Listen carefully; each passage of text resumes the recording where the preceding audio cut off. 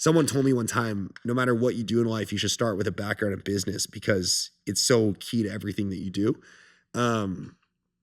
I just by complete luck, ended up as an equity analyst because I almost took a job. I thought I wanted to do investment banking.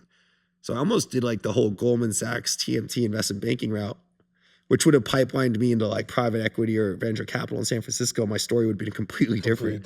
You would be like RD I don't know. or something. Who knows, right? Who knows? Yeah. But like I ended up as an equity analyst, which I didn't even know.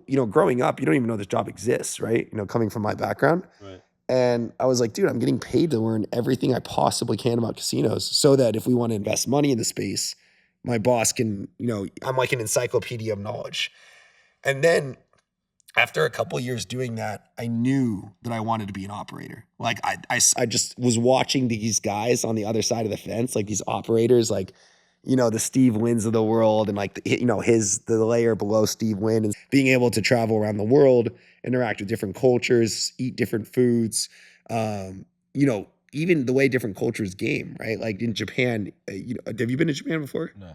They play this game called pachinko and it's like crazy. It's like the pachinko economy, if it was like a gambling market, it would be one of the biggest gambling markets in the world.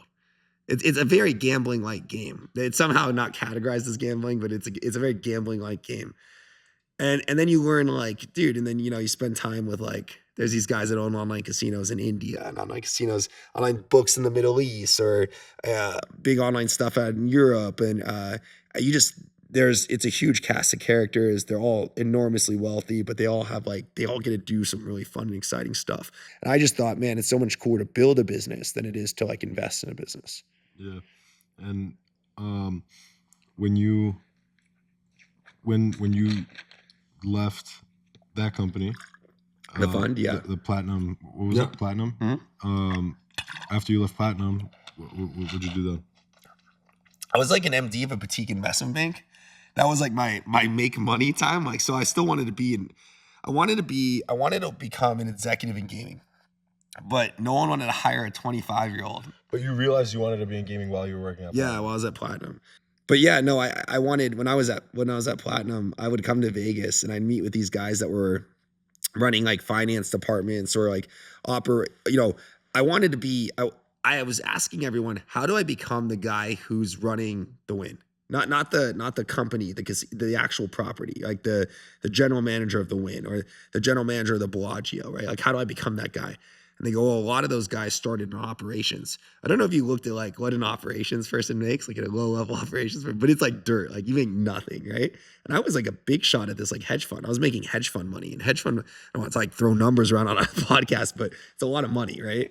And at this point in my life, I'd gotten used to, I think at this point I was married. I had my first kid on the way. I had real expenses. I was helping support my family and stuff. And so not my wife and kid, my other, my family, right? And it was not like a position. I couldn't just go, work at the Venetian or the Wynn as like a low level operations guy and, make entry level money. Like it just was never going to happen. So that wasn't to me at that time. And I explored a lot of opportunities. Like I was throwing in applications to like these positions, but everyone wanted like X number of years of experience. So I was like, all right, fuck that. So I did this little stint where I was helping like raise money for like early stage companies, mining, software, whatever. Met these two guys in Australia, did that. Made more money that year than I'd ever made in any of the years before, but it was just very hustly work, it was like the low end of the market. You're just doing deal after deal after deal. It's grinding, it's all volume. And it's so different than being an equity analyst. It's like you don't really care whether something goes up, down. So you're just kind of making commission, right? So you're raising capital, charging a fee, taking some warrants in the stock. The stock goes up and does great, awesome. You make a lot of extra money, but you're really getting paid on the transactions, right? So that work wasn't work I was super passionate about, but it was fun because I did make a lot of money doing it, right? So then basically it got to a point where that business started kind of like, I started making less money in it and I wanted to come back home to the US. I was living overseas at that point for like 6 years. And so I said, you know what? I'm just going to come back to the US and figure it out, right? I'd make some money, have some money saved. My family wants to go back to the US. Let me just take everyone back to the US and figure it out. So I came back to Vegas, which is kind of close to around the time I met you, by the way. Came to Vegas like late 2018. Mhm. And then, no one is hiring people in November. It's like it's the holidays, right? Like everyone's like, okay, well, it's talking like late January. So I was like, fuck it, all right, I'll just like hang out, golf, go learn how to ski.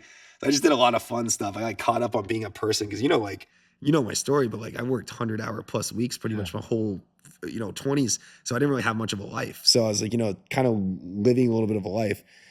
And then when I started getting back in the mix, this guy I worked with in Asia, Aaron Fisher, and Aaron Fisher was like, the Fisher, the man. But he was like the big dog. Like he was like this banking big dog in Hong Kong. He helped IPO pretty much every single company that IPO'd on the Hong Kong exchange from Macau, like had a property in Macau. Like Aaron was involved with it. So the Wynn, the Venetian, there was this property that was going to open in Macau called Louis the 13th. Like the liquor. Yeah, bro, there was an actual casino that was going to open up called Louis the 13th. Crazy stuff, right? But Aaron was like the guy. So then MGM was ran by a guy named Jim Murren, who's the CEO. He hired Aaron as his chief strategy officer. And then Aaron calls me and says, hey, like, I didn't even know you were in Vegas. Like, I thought you were still in Australia. And I was like, yeah, no, I'm trying to find, we're just talking shit, whatever. And I said, he's like, oh, let's go grab lunch. He had no idea I didn't have a job, right? So we go out to lunch, having lunch at Spago on the lake. And he's like, halfway through the lunch, he goes, oh shit. He's like, you need a job. And I was like, I don't need a job. Because I was thinking I would just go back into like working in private equity or something in the summer. Mm-hmm. And he goes, no. You should come work for me. He's like, we just are now trying to figure out how to get an online gambling because they overturned the ban on online gambling. And he goes, it's a really exciting time to be here. Because the thing is, I don't really have there's not like a formal job. So there was some bullshit job that was like hiring at the time. The pay cut, dude, like the pay cut I took from the year before, it was like 90%. Like I took like a 90% pay cut to go from what I was doing in Australia to like, but it was like whatever. So I didn't need the money at that point. So I said, yeah, fuck it, let's do it. So I took this job. I came in, and it was a lot of stuff, dude. We were talking. It was strategy. It was finance. It was some investor relations. And I got to work with him and a guy named Scott Butera a lot there. But that was how I learned. That was how I cut my teeth in online gambling. And if you want to fast forward it, like I did a bunch of different stuff for those guys. But I was able to go into all the meetings with them. Like Aaron, Scott, and Jim Murren were very cool about giving me a seat at the table for all of these deals. And dude, we almost bought DraftKings, right? Like, I was at a seat at the table when, we were looking at stuff like that, or doing big deals with the telco companies, or there was just so much going on in the online gaming space back then. So it was a pretty cool place to be. And then during COVID happened, and Aaron got, and basically like Jim left MGM, and then me and Aaron, all of us, pretty sure we're all going to get fired or going to clean house. So I left MGM and needed a job. And so I took a job with this guy who owns like a slots company was a publicly listed slots company. And their biggest investor was a big private equity group. And so I was helping him explore the online gambling space for investment opportunities, all that kind of stuff. And at the same time, I was also trying to raise some money to start more or less, like I was going to start Monkey Tilt back then. I was going to try to start a big online casino back then. And I was partnering with Scott and Aaron to try to raise some money. And then as I was doing that, Caesars gets bought, and I get a phone call, and they're looking for like a young guy to run strategy for them and product. And I was like, and dude, there was 3 guys on the team. So I was like, I came in the team, and I was like right there. It's just me and 3 other guys that were responsible for pretty much building that online gambling business from scratch.